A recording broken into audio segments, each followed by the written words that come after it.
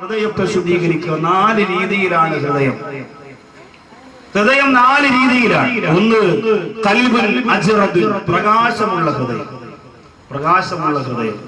ചില ആളുകൾ നമ്മളോട് അസ്സലാമു അലൈക്കും പറഞ്ഞ് മുസാഫത്ത് ചെയ്യുമ്പോൾ നമ്മളെ മനസ്സിലൊരു സന്തോഷമാണ്. ഈ സലാം പറയുമ്പോൾ തന്നെ ചില ആൾക്കാരെ മനസ്സിലിങ്ങനെ അല്ലേ, കല്യാണത്തിനൊക്കെ പോയി 3, 4 പ്രാവശ്യമൊക്കെ ചോറിട്ട് കഴിച്ചുകൊണ്ടിരിക്കണം. ഉപ്പാപ്പയെ നോക്കിയിട്ട് ചില ചെറുപ്പക്കാർ പറയും പാപ്പോ അസ്സലാമു അലൈക്കും എന്ന് പറഞ്ഞാൽ എന്താ, എനിക്ക് പോവാറായില്ലേ, അവർക്ക് പോവാറായി 8 പ്രാവശ്യം ആയല്ലോ എന്നാ ചോദിക്കുന്നത്. ആ സലാമല്ല, അല്ലാതെ അസ്സലാമു അലൈക്കും ഒരു സ്നേഹത്തോടു കൂടി തുറന്ന മനസ്സോടു കൂടി സലാം പറയുന്ന ചില വ്യക്തികൾ സലാം പറയുമ്പോൾ മനസ്സിന് വല്ലാത്ത സന്തോഷമാണ്.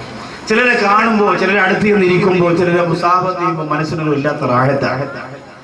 ആ രീതിയിലേക്ക് നമ്മുടെ മനസ്സിന് വെളിച്ചമുണ്ടാവും. നമ്മുടെ മനസ്സിൽ ആരോടും ഒരു വെറുപ്പും ഒരു വിദ്വേഷവും ഒന്നും ഉണ്ടാവാൻ പാടില്ല. അങ്ങനെയാണെങ്കിൽ അൽഹംദുലില്ലാഹ്, ഒന്നും നമുക്ക് പേടിക്കാനില്ല. ലാസ്റ്റ് ഘട്ടം നമുക്ക് വിജയമായിരിക്കും. അല്ലാഹു സുബ്ഹാനഹു വ തആല നമ്മെ അനുഗ്രഹിക്കുമാറാകട്ടെ, നമുക്കൊക്കെ വിജയം തരുമാറാകട്ടെ. നമ്മുടെ മനസ്സിൽ ഒന്നാമത്തത് വെളിച്ചമുള്ള ഹൃദയമാണ്. ഈ ഹൃദയമാണ് നമ്മൾ ആവേണ്ടത്. ചില സഹോദരിമാരില്ലേ, നമ്മുടെ വീട്ടിലേക്ക് ചില ഉമ്മമാര് വരുമ്പോ പറയും ആ കിളയി വരുന്നു, ഇനി ഇവിടെ ആകെ മൊത്തം പ്രശ്നമാണ് എന്ന് പറഞ്ഞ് ജനങ്ങളെല്ലാം നമ്മെ പേടിച്ച് കഴിയുന്ന ഒരവസ്ഥ വരാൻ പാടില്ല. അയാളിതാ വരുന്നു, ഇനി മൊത്തം വസാദ് ഈവത്ത് വരും, ഒന്നും പറയാൻ പാടില്ല. അസ്സലാമു അലൈക്കും എന്ന് പറഞ്ഞ് കടന്നു വരുമ്പോൾ മനസ്സിലൊരു വല്ലാത്ത സന്തോഷവും റാഹത്തും ഉണ്ടാവണം. അതാണ് വെളിച്ചമുള്ള ഹൃദയം. അല്ലാഹുവിന്റെ ഖുർആൻ പറയുന്ന ഇല്ലാമൻ അത്തല്ലാഹ ബിഖൽബിൻ സലീം, അല്ലാഹുവിന്റെ കോടതിയിൽ രക്ഷപ്പെടുന്നതാരാ? ബിഖൽബിൻ സലീം, സലീമായ ഹൃദയമുള്ളവരല്ലാതെ, സലീമായ ഹൃദയമുള്ളവർക്കല്ലാതെ പടച്ചോന്റെ കോടതിയിൽ രക്ഷപ്പെടാൻ കഴിയില്ല. ആരാണ് സലീമായ ഹൃദയമെന്ന് നബി തങ്ങളോട് ചോദിച്ചപ്പോ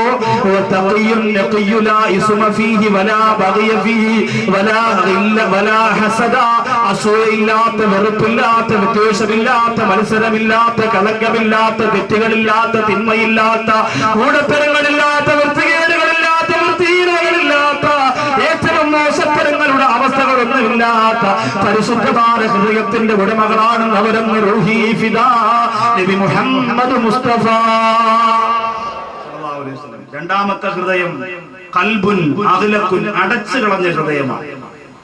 അല്ലാഹു ചില ഹൃദയങ്ങളെ അടക്കി. അല്ലാഹുവിന്റെ ഖുർആനിൽ 2 ഹൃദയങ്ങളെ കുറിച്ച് പറയുന്നുണ്ട്. ഒന്ന് അല്ലാഹു അടച്ചു സീല് വെച്ച ഹൃദയം, ഇനി തുറക്കാൻ പറ്റില്ല, അങ്ങനത്തെ ഹൃദയം. മറ്റൊന്ന് ഈമാൻ കൊണ്ട് അല്ലാഹു സീല് വെച്ച ഹൃദയം. 2 ഹൃദയങ്ങളെ കുറിച്ച് പറയും. 2 ഹൃദയത്തിൽ സീല് വെക്കുന്നതിനെ കുറിച്ച് ഖുർആൻ പറയുന്നു. ഒന്ന് ഈമാൻ കൊണ്ട് അല്ലാഹു സീല് വെച്ചു. 2 ഇനി തുറക്കാൻ പറ്റാത്ത രീതിയിൽ അല്ലാഹു സീല് വെച്ചു. തുറക്കാൻ പറ്റാത്ത രീതിയിൽ അല്ലാഹു സീല് വെച്ചത് സൂറത്തുൽ ബഖറയുടെ ആദ്യ ഭാഗം പരിശോധിക്കുമ്പോൾ കാണാം. ഖതമല്ലാഹു അലാ ഖുലൂബിഹിം വഅലാ സമഇഹിം വഅലാ അബ്സാരിഹിം ഗിശാവത്തുൻ വലഹും അദാബുൻ അലീം. പ്രവാചകന്മാർ കൊണ്ടുവന്ന പ്രബോധനത്തിന്റെ കവാടങ്ങളെ കബറടക്കിപ്പോടെ ഹതഭാഗ്യരാണവര്. അവര് നന്മ കേട്ടിരുന്നില്ല, അവര് നന്മ ചിന്തിച്ചിരുന്നില്ല, അവര് നന്മ സ്വീകരിച്ചിരുന്നില്ല. അല്ലാഹുവിന്റെ ഹൃദയത്തിന് സീല് വെച്ചിരിക്കുകയാണ്, അവരുടെ കാതുകൾക്ക് സീല് വെച്ചിരിക്കുകയാണ്, അവരുടെ കണ്ണുകൾക്ക് സീല് വെച്ചിരിക്കുകയാണ്. നന്മയൊന്നും കാണാൻ അവർക്ക് കഴിയില്ല. പെരുങ്കുളത്ത് വാല് കേൾക്കാമെന്നവര്, അല്ലാഹു അങ്ങനെ സീല് വെച്ചവരും നിങ്ങളുടെ കൂട്ടത്തിലുണ്ടെങ്കിൽ ഈ വാല് നിങ്ങൾക്ക് നല്ലതുപോലെ കേൾക്കാൻ കഴിയില്ല. പകുതിയാകുമ്പോൾ അങ്ങോട്ട് മാറി മാറി പോകും, പകുതിയാകുമ്പോൾ തിരിഞ്ഞു പോകും. നല്ലതുപോലെ കേട്ടുകൊണ്ട് നിൽക്കാൻ നിങ്ങൾക്ക് കഴിയില്ല. കടയുടെ ഭാഗത്ത് വന്ന് സംസാരിച്ചു കൊണ്ടിരിക്കുമ്പോ എന്തിനാവുന്നത് പ്രസംഗം കേൾക്കാനാവുന്നത്? അവിടെ തിരക്കാണ്, പോയിരിക്കാൻ സ്ഥലമില്ല. കടയിൽ പോയി ചായ കുടിച്ചിട്ട് വരാ, വെള്ളം കുടിച്ചിട്ട് വരാ, സിഗരറ്റ് വലിച്ചിട്ട് വരാ എന്ന് പറഞ്ഞുകൊണ്ട് റോഡിന്റെ ഭാഗത്തിരിക്കുന്ന ചെറുപ്പക്കാരാ, നിന്നെ വിളിച്ചുകൊണ്ട് കടയിലേക്ക് ചെല്ലുകയാ. അവിടെ പോയിരുന്നുകൊണ്ട് സംസാരങ്ങൾ മാറി മാറി പോകുകയാ. ഇവിടെ പ്രഭാഷണം നടക്കുമ്പോ അത് കേൾക്കാൻ നിനക്ക് കഴിയാത്തതെന്തുകൊണ്ടാ? അല്ലാഹുവിന്റെ കാതിൽ സീല് വെച്ചിരിക്കുകയാ. അത് കേട്ടിട്ട് എന്തുകൊണ്ട് ചിന്തിക്കുന്നില്ല? ബിംബങ്ങളെ പോലെ, പ്രതിമകളെ പോലെ കസേരയിൽ വന്നിരുന്ന് 2 മണിക്കൂർ കേട്ടിട്ട് മയ്യത്തുകളെ പോലെ എഴുന്നേറ്റ് പോയാൽ ഉപയോഗമില്ല. എന്തുകൊണ്ട് ചിന്തിക്കാൻ കഴിയുന്നില്ല? അല്ലാഹു സീൽ വെച്ചിരിക്കുകയാ. എത്രയോ പ്രസംഗത്തിൽ പറഞ്ഞു പെങ്ങളെ സീരിയൽ വേണ്ട, റിയാലിറ്റി ഷോ വേണ്ട. എന്തുകൊണ്ട് വീണ്ടും വീണ്ടും നിങ്ങൾ അതിലേക്ക് പോകുന്നു എന്ന് ചോദിച്ചാൽ, എന്റെ ആരിഫമാരെ, എന്റെ ആയിഷമാരെ, ആമിനമാരെ, ഖത്തമല്ലോ. നിന്റെ പറവയ്ക്കപ്പുറത്ത്, നിന്റെ മത്തയ്ക്കപ്പുറത്ത്, നിന്റെ തഴമ്പിനപ്പുറത്ത്, നിന്റെ തസ്ബീഹിന് പുറത്ത് അല്ലാഹു സീൽ വെച്ചിരിക്കുന്ന പെണ്ണ്, അല്ലാഹു സീൽ വെച്ചിരിക്കുന്ന പെണ്ണ്. അതുകൊണ്ട് എത്ര വളരെ കേട്ടാലും സീരിയൽ ഞാനും മുടക്കൂല, റിയാലിറ്റി ഷോ ഞാനും മുടക്കൂല. ഏറ്റവും നല്ല വൃത്തികേടുകളുടെ കൂപ്പരങ്ങളല്ലേ നമ്മുടെ വീട്ടിന്റെ അകത്ത് നടന്നുകൊണ്ടിരിക്കുന്നത്. കേരള ഹൗസ്, മലയാള ഹൗസ് എന്ന പേര് പറഞ്ഞുകൊണ്ട് എത്രയോ വൃത്തികേടുകളെ ചാരന്ന് വിളമ്പിക്കൊണ്ടിരിക്കുന്നു. 4 വയസ്സുള്ള 5 വയസ്സുള്ള പാവപ്പെട്ട പിഞ്ചുമക്കളെ കസേരയിൽ പിടിച്ചിരുത്തി മാതാപിതാക്കളുടെ ലൈംഗിക വീഴ്ചകളെ പോലും വിശദീകരിക്കുന്ന വൃത്തികെട്ട പ്രോഗ്രാമുകളെ തലയിൽ പട്ടമിട്ടുകൊണ്ടിരുന്ന കണ്ണ് കൈയടിക്കുന്ന പെണ്ണ്. കരയാൻ വേണ്ടി വിധിക്കപ്പെട്ടവളാണ് സ്ത്രീകളെന്ന് മനസ്സിലാക്കി. അതേ അമ്മായിയെ കൊല്ലുന്ന, ഭർത്താവിനെ കൊല്ലുന്ന, നാത്തൂനെ കൊല്ലുന്ന, കൂടപ്പുറപ്പിന്റെ കൂടെ വിഷമുരുട്ടി പിതാവിന്റെ വാചകത്ത് വെച്ച് കൊടുക്കുന്ന, സ്വന്തം ഭർത്താവിനെ വഞ്ചിച്ചുകൊണ്ട് അതേ അയൽവാസിയാതെ ചെറുപ്പക്കാരന്റെ കൂടെ സ്വന്തം കിടക്കറയിൽ കിടന്ന് ശയിക്കുന്ന പെണ്ണിന്റെ കഥ പറയുന്ന സീരിയല് പുരസ്കാരം കിടന്നിട്ടിരുന്ന് കാണുന്ന പെണ്ണേ. അല്ലാഹുവും ദാതാവിനെ മറന്നുപോകല്ല പൊന്നുപോട്. സൗകര്യം ഉണ്ടെങ്കിൽ നിർത്തിയാ മതി മോള്. ചീത്ത വിളിക്കുകയല്ല, ശകാരിക്കുകയല്ല, വഴക്കു പറയുകയല്ല. എത്രയോ 70% സ്ത്രീകൾക്ക് സ്ഥാനാർബുദം വന്നു കിടന്നു പെണ്ണ്.